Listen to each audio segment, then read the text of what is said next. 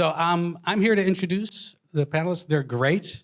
I could pretty much just say, okay, go talk, and they'd be fine, but I'll do it the best I can. First up is Sarah Stegner, two-time James Beard Award-winning chef. I hope more to come, because Sarah's great. And co-owner of Prairie Grass Cafe in Northbrook, founding member of Chicago Chefs Cook, The Abundant Setting, and Green City Market, where she also served as its former president. Sarah, come on up.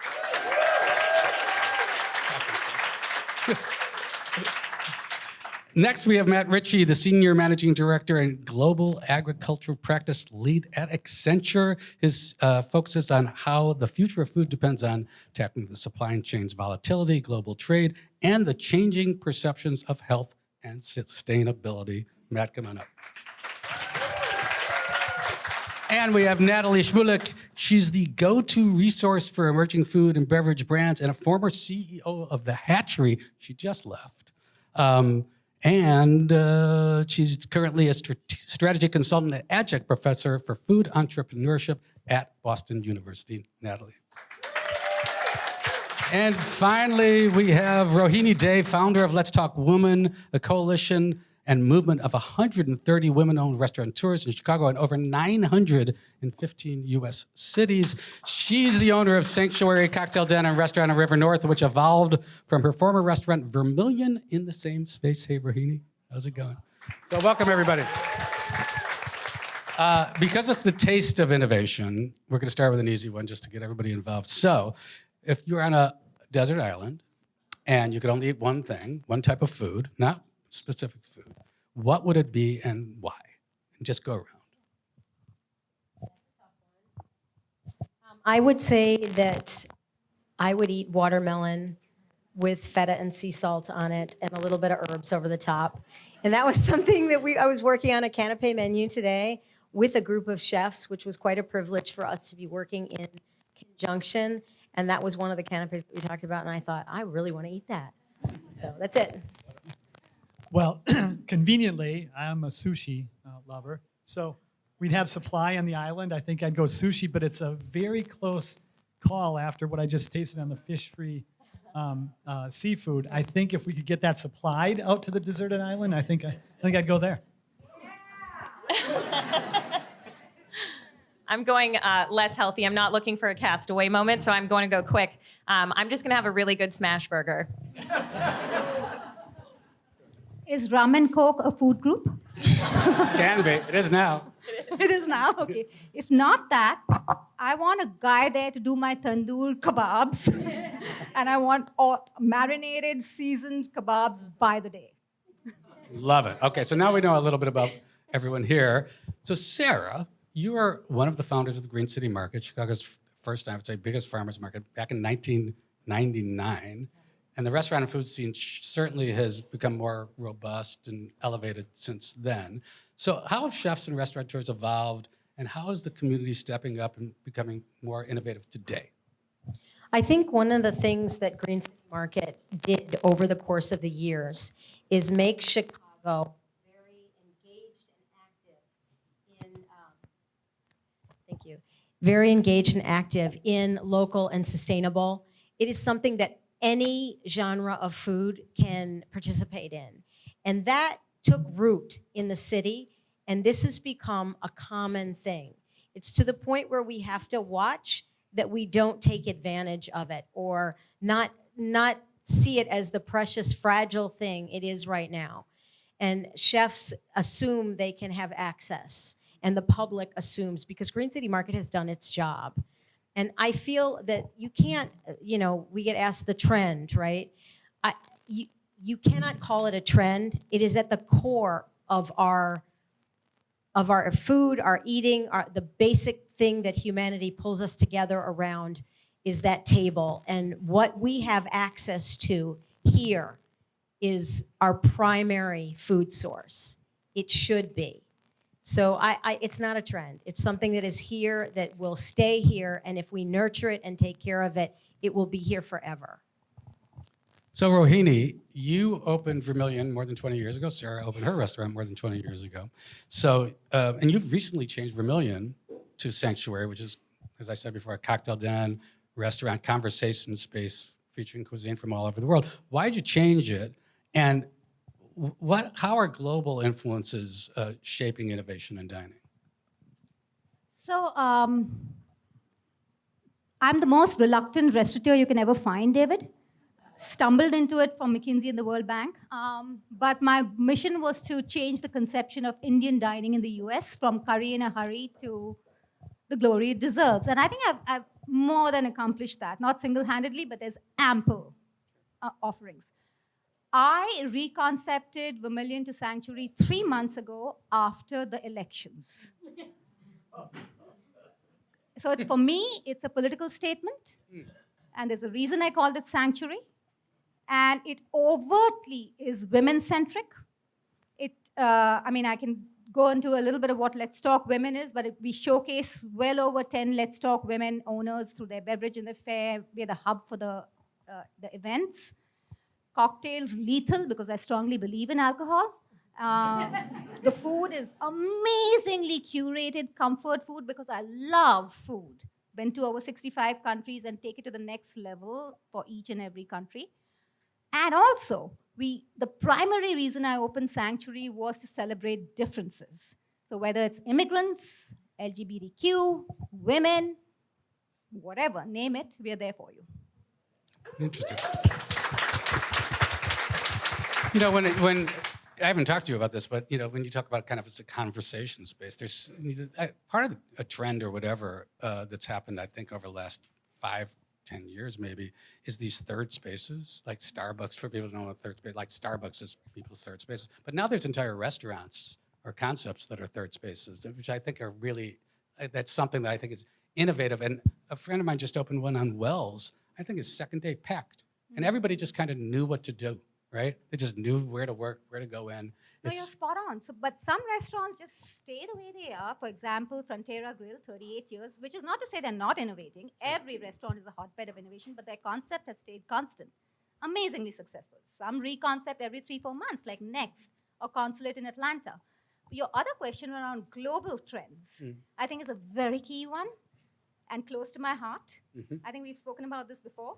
But I've strongly felt that too much of fine dining for too long has been the stranglehold of Eurocentric dining, AKA Italian or French, which is amazing food, but it is not the end-all or be-all of any dining. And so now I'm so excited to see all these amazing cuisines come to the fore and not be considered ethnic anymore, AKA cheap shit.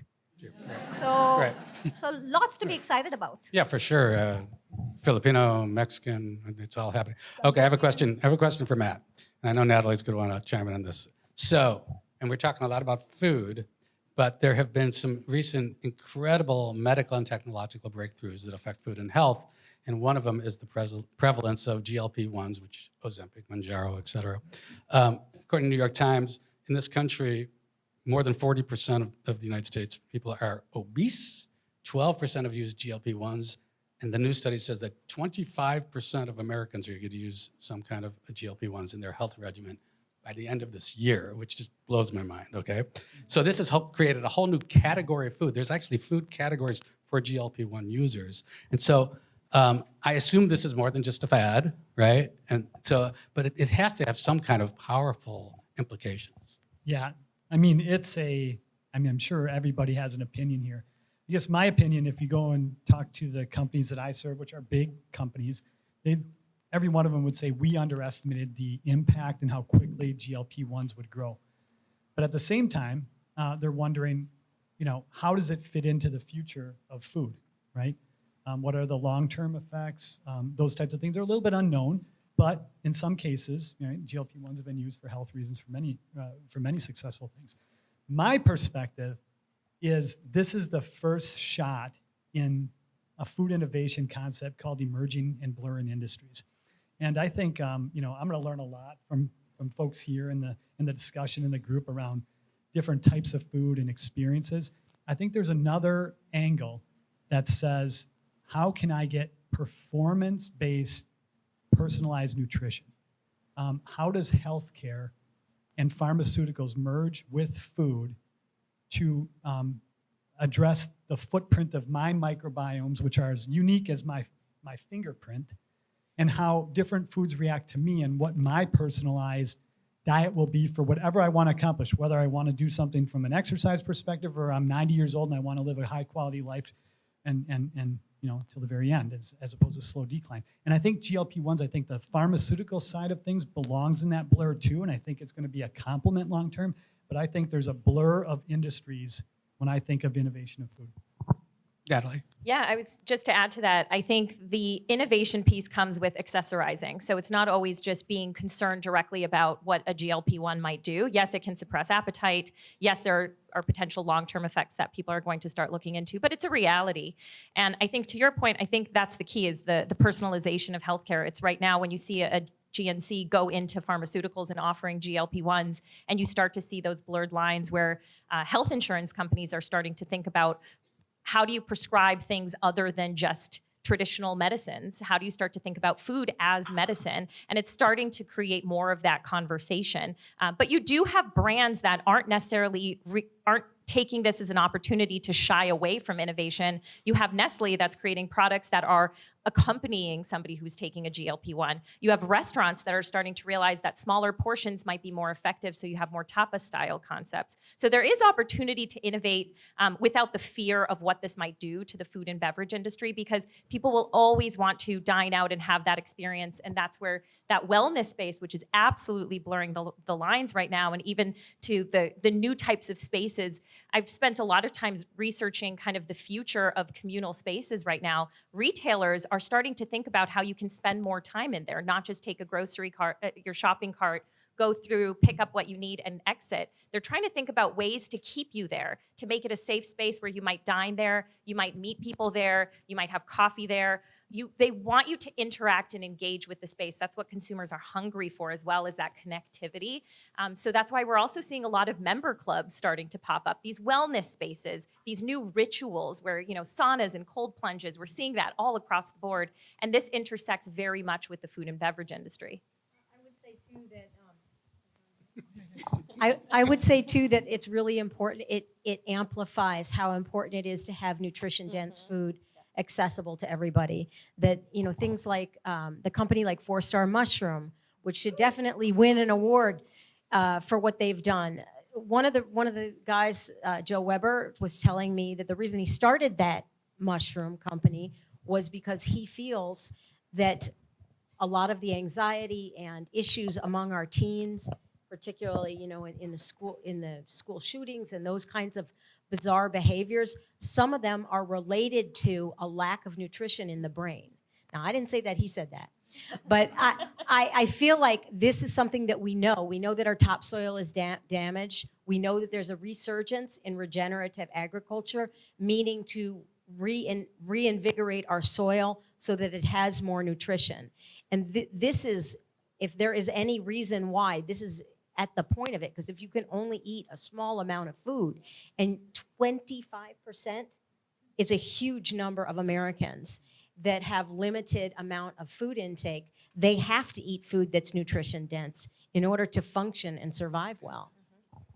Right, and it's changing. I mean, I don't know nearly as much as you do, but it started as a shot, and now it's going to pills, right? So it's going to become more accessible for everyone. And by the way, no one asked, but my favorite food is Japanese food because of it's precise and clean and great for health. And so I did a little research. 4% of the Japanese are obese, just so you know. And part of it starts in the schools because by law, they have a nutritionist on site and everything is made fresh daily and there's no processed foods. So if you want to start talking about where it starts, right? And eat until you're 80% full is their what it motto. Yeah, never eat until you feel completely full. So it's really understanding how to also listen to your body and also manage to consume at a pace. I think here we're on the move so often and we're not necessarily sitting and experiencing our food, which I do believe contributes a lot to some of those chronic health issues. David, another thing there, Japan, right? They're doing some things right. And when you look at innovation, you have to look there. Their average age is 41 right now, and it's projected to be 47 in 2050. U.S. average age is 37, projected 41 in 2050, right? And then you peel back, what are they doing right? Well, certainly there's an educational aspect that is clear if you just research Japan. The other thing is nutritionists and healthcare are blurred completely. And I just think of Rahini's restaurant, Sarah's restaurant in 7 years. You know, people trust going there for an experience. They trust the health. They feel good. You're saying they feel good coming out of my restaurant because they eat healthy food. Well, with that trust, what if it started to blur and some of these personalized tests that you can take to see how when I eat a potato and you eat a potato, everything different in our body, like we don't process them the same way, not even close maybe. And how maybe that restaurant with the trust you've built and starts to become a place where you provide a service of a personalized nutrition. And I mean, I'm clearly on this personalized Matt, nutrition. what you're talking about is how there are predictions on the forefront of how AI is going to be used in restaurants for deeply personalized menus. The chef will have their repertoire and bag of tricks. They'll give you your iPad or whatever. What's your genetic issue? What's your health issue? What's your dietary preference? Your religious, whatever. And we can customize every dish to your needs. That's the projection. I don't know if you're ever going to get there, but the reality is there is no other country in the world that has portions like the US does. It is ridiculous. Yeah? So unless we address fundamentals, we can get all sophisticated about merging healthcare and food nutrition as much as we want or go as organic as we want.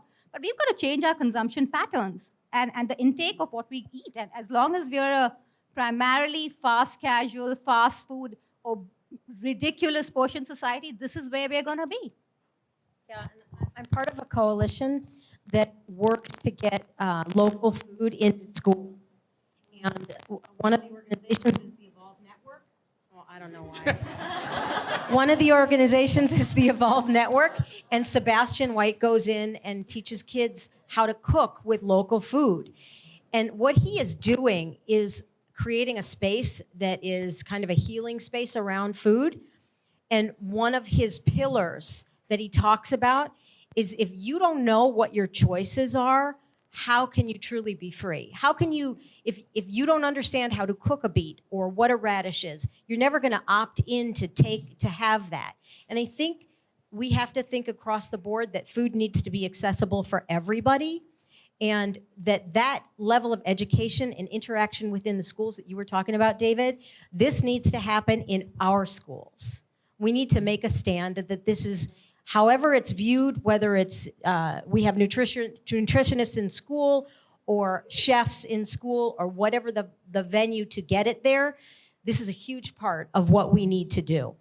There's got to be a lot coming out of Washington, Natalie. You probably know some of the changes. They're making a lot of. They're trying. At least they're talking about No, trying. they're ripping out food stamps. We could certainly have the entire. We could. Access is going to be an issue ongoing. Right, but I'm not judging or promoting the current administration. But they're talking about doing a lot of things that are good for your health.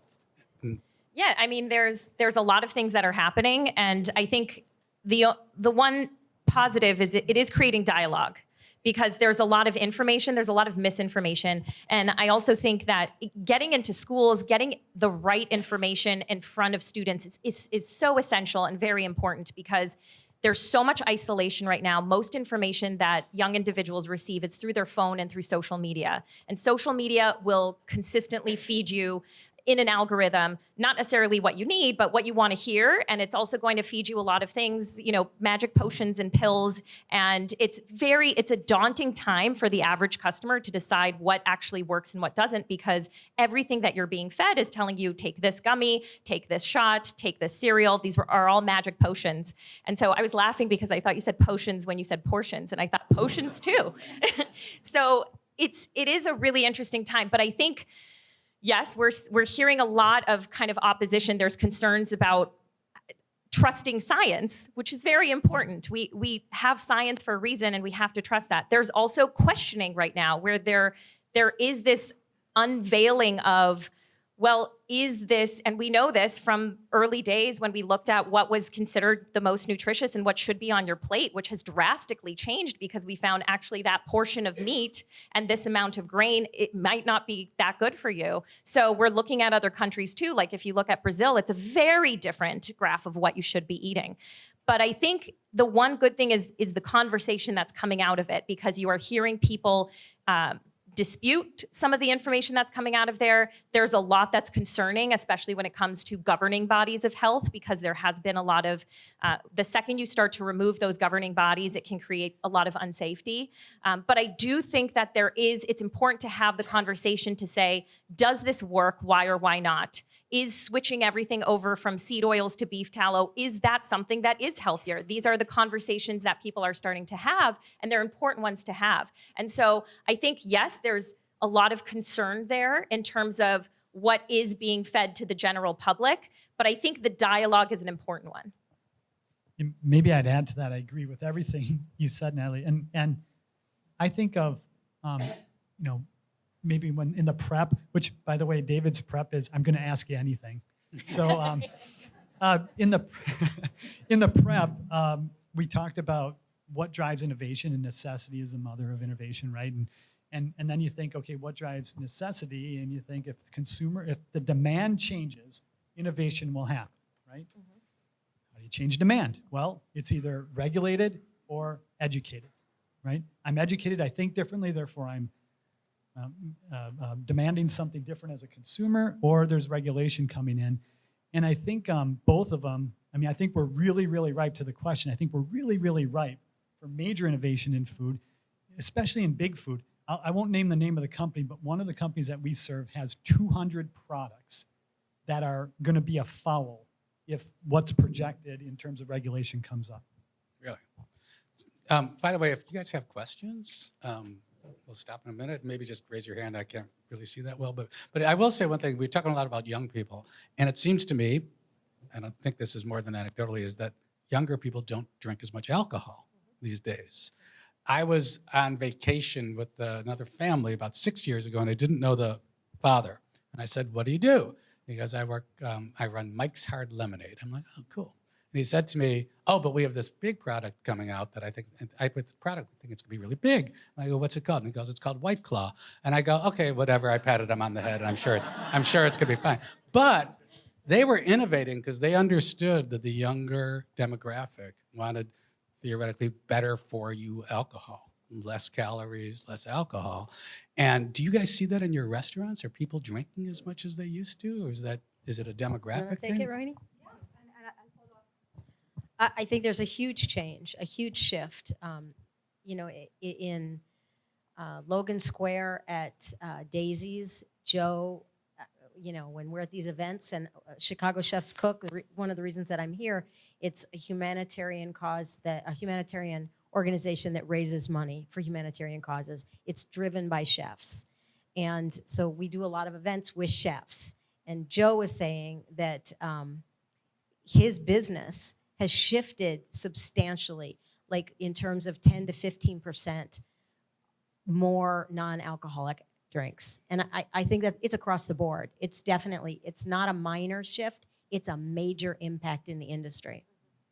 So I talked to maybe close to 900 of our Let's Talk women entrepreneurs, restaurateurs, beverage makers, some of whom are here, Italian premium wines, on a monthly basis. Has there been a growth in non-alcoholic beverage makers? Yes. Is it still a very tiny fraction? Yes. So I don't think that's yet come to fruition, and I think the data is primarily anecdotal. Yes, we are all offering zero-proof cocktails, no question, which was not inevitably the case in earlier days. But I do think that people are still very much into their wines, their beers, their cocktails. And if you look at the macro level data, that is not declining on consumption, on spend. I think the demographics make a difference too. Yeah. That younger demographic is where it's happening. In my restaurant in Northbrook, where it's an older clientele, I'm not seeing it. But definitely Joe in Logan Square, he's feeling it. And I'd say in restaurants and food service too, it is more of kind of a treat. It's an indulgence. So people are still going out and consuming alcohol more in food service. But in consumer packaged goods, if you look at products on shelves, non-alcoholic beverages are rapidly growing. There's liquor stores in New York that are all Purely, zero proof. zero proof. Yeah, which is crazy. And is this more of a U.S. thing? Because I have traveled a little bit recently, and if you happen to go to Italy, they're drinking Prosecco for breakfast. Yes. I was on a bike There's trip. no such thing as gluten-free. Oh my God! The bikes were literally vehicles just to get you to drink and eat. That was the whole thing. It is, because I've been to Latin America in the last few months. I've been to India, I've been to Asia. And they're still drinking. Yeah, they're It's a still. fad. It's well, is In it? the US. It's a is US it a fad though? It's a US. I wouldn't call it a fad. I don't know. We'll see. I don't drink alcohol. Oh. So, and I stopped 8 years ago. And so I think for a lot of people, I think it's a personal journey. I think it goes back to what works for me, it was just gut health. But I think for many, it's a pleasurable thing. It's something that, and we want to find our escape. So I think people need to find that outlet. But I think for many, it's a health journey as well. And so I think it won't be something that will go away. Natalie, why is Chicago? We talked about it earlier or in the introduction. Why is Chicago such like fertile ground for food innovation and food businesses?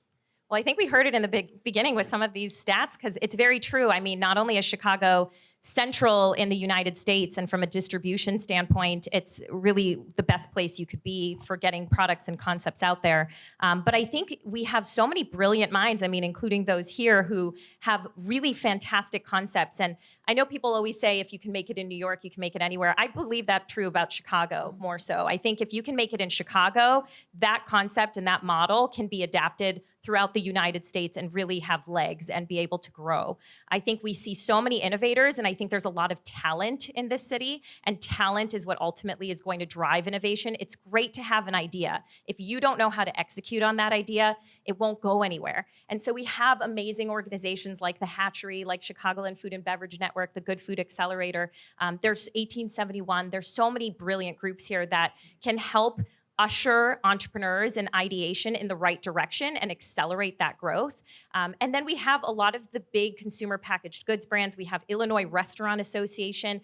These are very influential groups that are moving the needle, both in terms of policy and regulation, but then ideation as well. So I think Chicago is really the best place to launch a food and beverage business. So we'll take questions if anyone has questions now. Oh, right up front.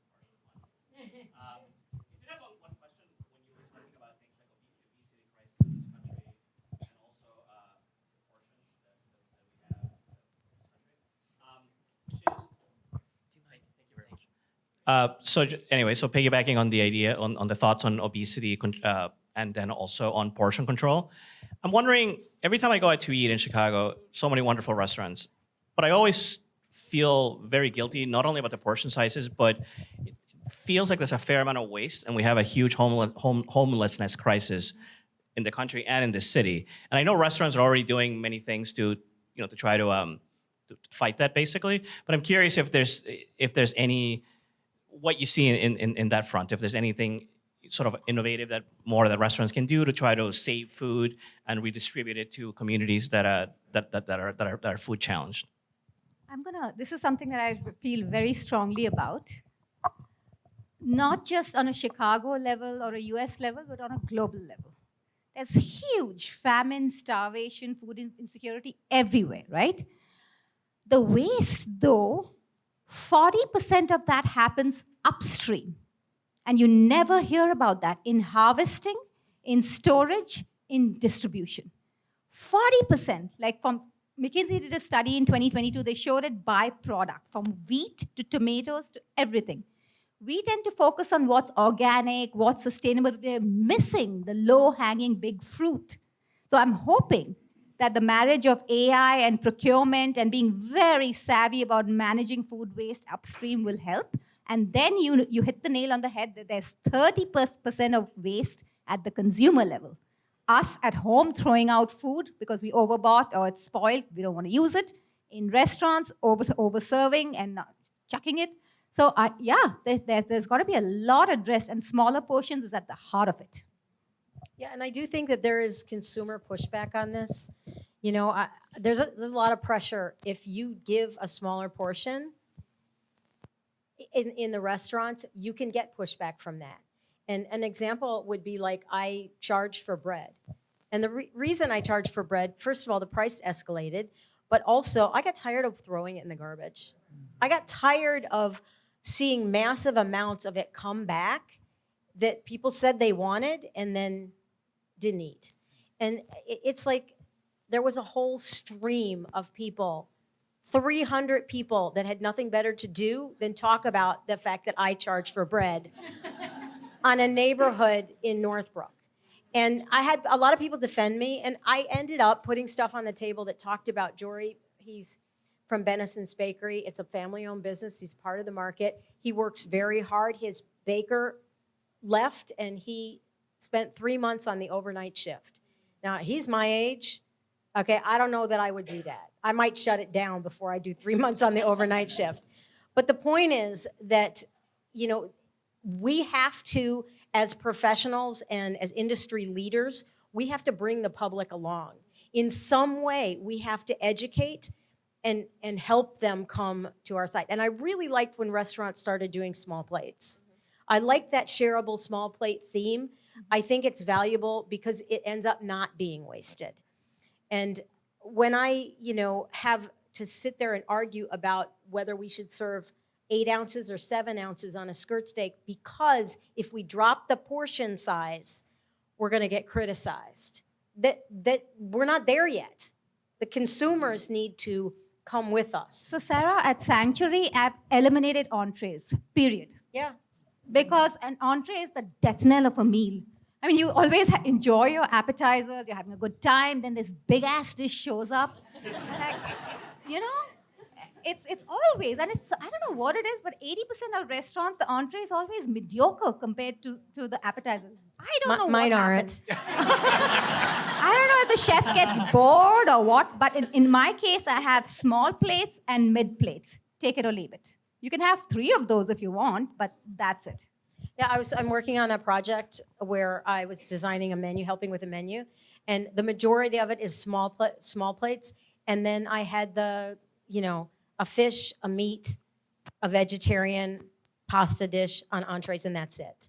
And I feel like these are ways that restaurateurs are trying to make change. We're trying to do the right thing in terms of waste. But it's very much at the consumer level, at the grocery store level, every level. Don't just blame restaurants for all food waste by any means. Own it.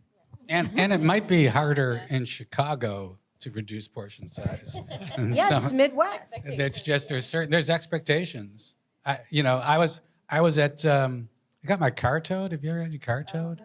Have you ever been down to Lower Wacker picking up your car? I bet Okay. everybody here. Don't. It's not. Don't. But the woman in front of me who was older had a big Maggiano's to-go bag, and the cashier was taking her money, and she goes, "Oh, Maggiano's the best," and she goes, "Yeah, it was worth getting my car towed." And I'm like, "No, it wasn't. No, it wasn't. Don't say that. Don't say that." Anyway. I'll say I completely agree with Rohini because it's not just at the restaurant. I mean, it really is much further upstream where a lot of the waste comes from. But one of the shifts that I've enjoyed seeing is smaller menus and specialization. So going to places, and we're seeing a lot more individuals who get excited knowing this place is going to serve these 3 things brilliantly because that's all that they do. So you know that they're going to be very strong at it. But the deli, the old school menu of having 20 pages of something, that typically will result in more waste because that's just a lot of ingredients. So I'm really enjoying that shift towards these specialized bakeries, these pop-ups right now that have much smaller menus. They're much more specialized. They're much more streamlined. And I think that is helping some of that reduction of waste too. Yeah, and tasting menus. Yeah. Part of the reason they did it. The reality of it is that's happening because labor is an issue. Labor is an issue. The price of labor is escalating, and so if you have a smaller menu, it's controllable. Even when Nick Kokonas created TAC, part of the reason is the chef, the restaurateur, knew how much food he needed for that night because he knew how many people were coming in. Versus just, you're in that business, you just never know. I want to ask about trends, and I want to start with Matt because what you're talking about with, I guess, personalized health for food. How is that going to come about, and how far away are we from that? It's a good question. I'll give my opinion. I'd be interested in others too. I think back to how it's changed. I think back to a picture of Paul Hornung. I'm sorry, I know I'm in Chicago. Sitting You have to say who Paul Hornung is. Yeah, to people. a Green Bay Packer, NFL football player, a very, very old, maybe in the 60s or whatever, sitting in a locker room after a tough game with a can of beer and a cigarette in his finger, right, holding it. And now you have LeBron James and Tom Brady, who are also football players, who are spending $1 million a year on their bodies and what they put in their bodies, how they treat their bodies.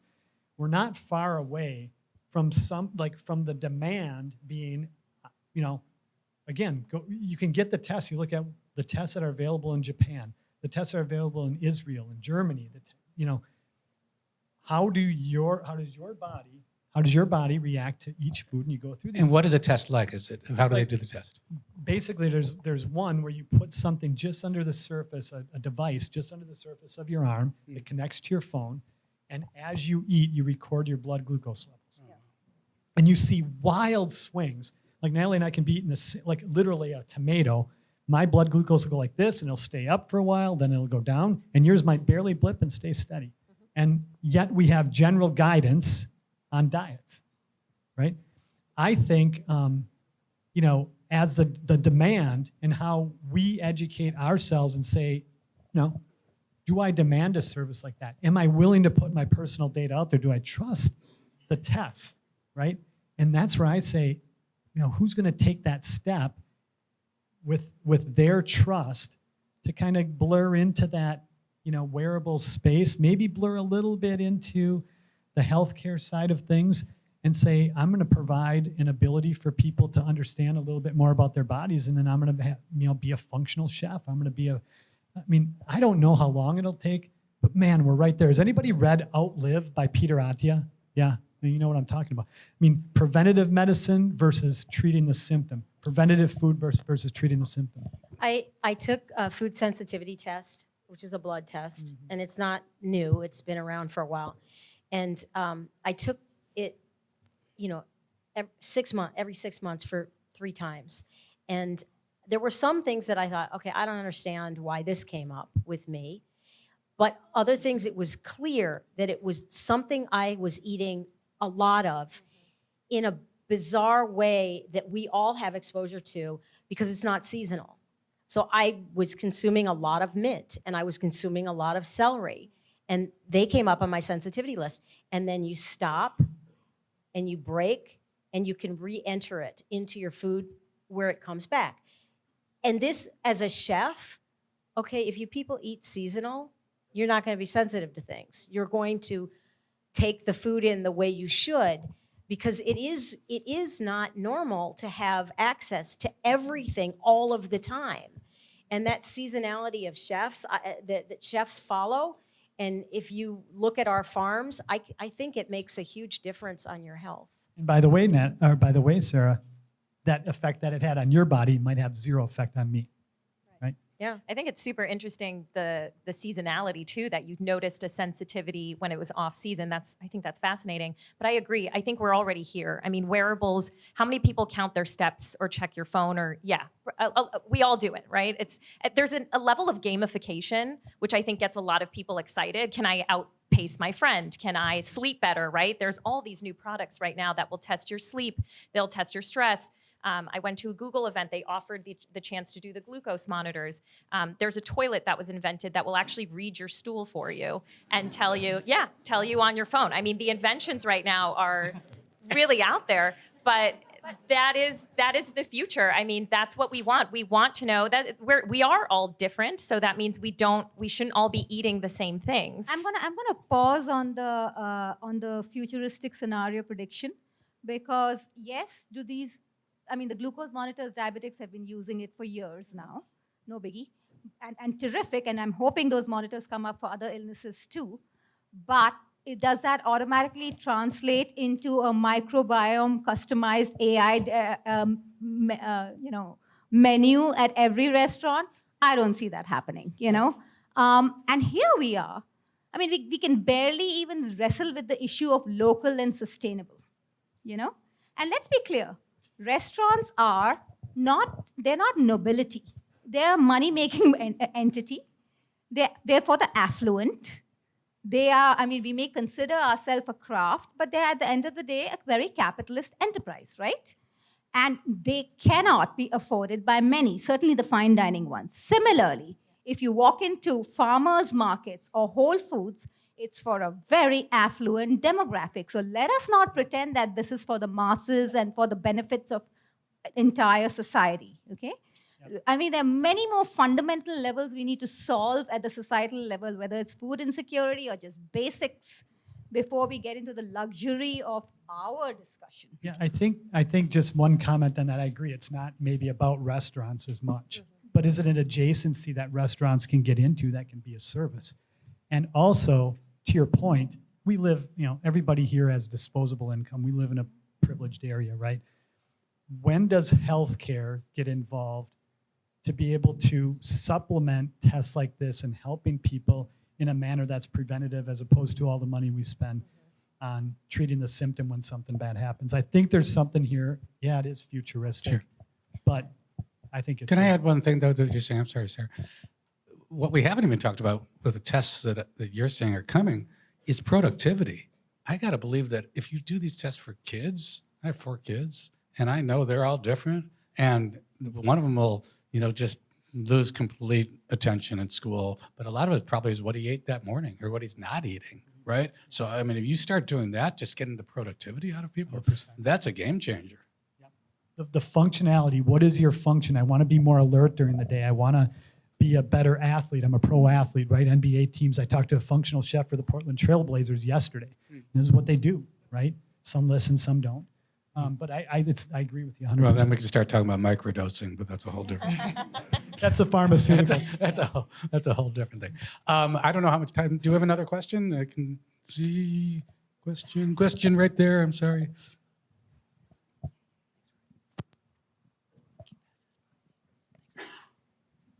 So you each represent huge success in your field, and you've talked about kind of the craft you bring and the responsibility of the chefs and of the scientists and researchers and thought leaders and all of these things. But just to flip that question on, I think we danced around it, but with a room full of very passionate, committed individuals, what would be your ask of us as a consumer? What would be your want of the consumer to take action?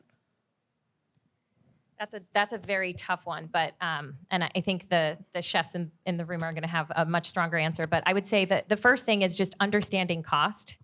This is something I worked with thousands of consumer packaged goods brands, and the fact that there was such a long time where we were paying $1 for coffee, and people got upset when suddenly coffee prices started to go up. I mean, it should have never been that price. And so just understanding that through the supply chain, there's a lot of costs that are involved. And if we want more nutritious, more innovative things that we truly enjoy, we are going to have to recognize that there's a cost attributed to it. And I think that's where a lot of price points are where a lot of brands go to die, just because you reach a point as an entrepreneur where you're being asked for every single thing. You're being asked for free product. You're being taken 30% from your distributor. The retailer wants a percentage. By the end of it, it's very hard to make a profit on that product. And so we see a lot of really incredible, innovative products that can just never make it because of that price point. So I think just educating yourselves as consumers on what is the cost and what does it look like? Where are these ingredients coming from? That's more so from the consumer packaged goods side. So I think it depends on what's your goal. Is it your personal health? Is it to save society? Is it to support restaurants? So what is the question really? If it's for your personal health, I would say do as much of your cooking as you can at home with minimal waste. That's number one. If it's to help restaurants, do all your dining at Sanctuary.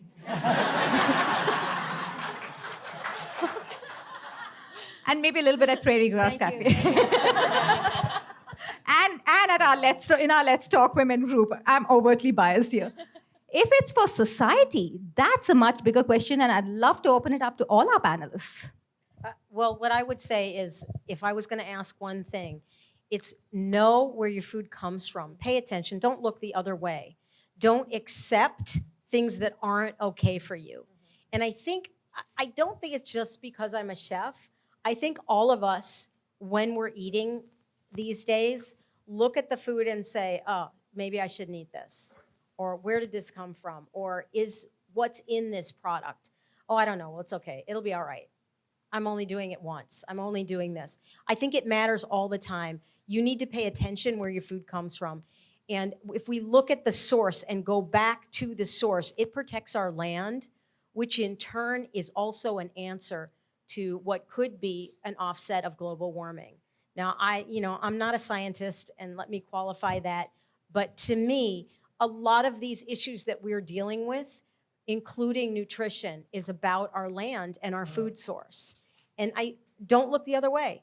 Be educated, own it. It is yours. It's your survival. It's your future. This is what this is about. This conversation today about food and innovation is about directly your future and how that's going to look. Make the right choices.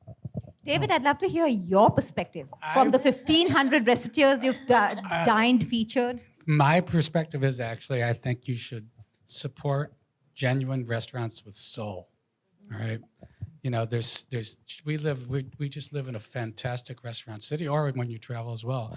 And there's so many places that just have a passion for cooking, and they're really in the hospitality business rather than the business of restaurants, right? Where they're just worried about margins and stuff like that. And they're looking to they don't care as much about you as the small owner operator. We have two of them right here. But if you can find a genuine restaurants, the ones that really have soul, I would support them. Matt? What do I say? That was way better than what I was going to say.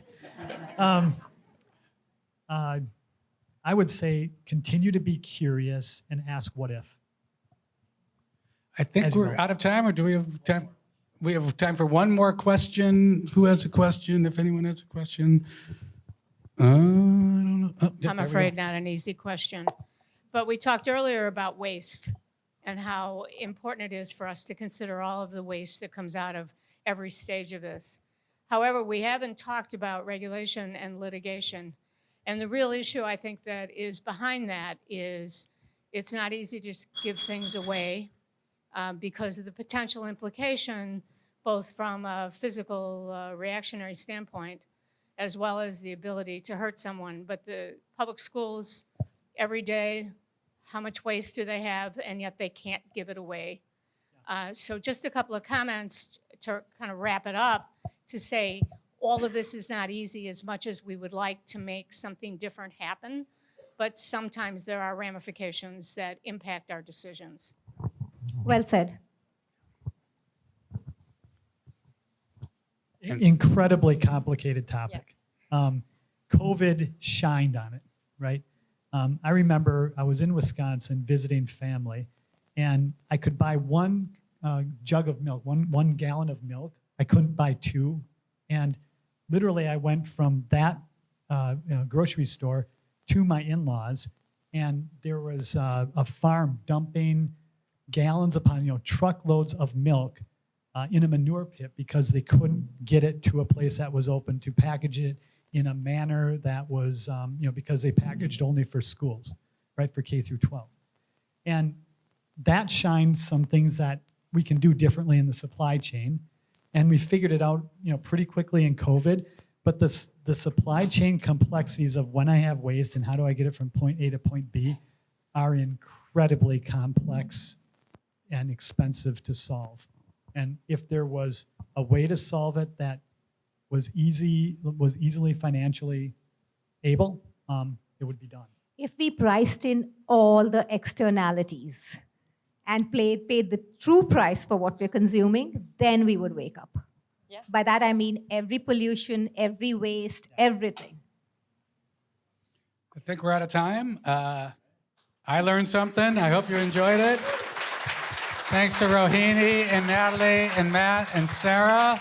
And and of course, Luke and Chicago Innovation, they do a great job. So enjoy the rest of your night. Thanks again. Great. And also thank you to David, our moderator.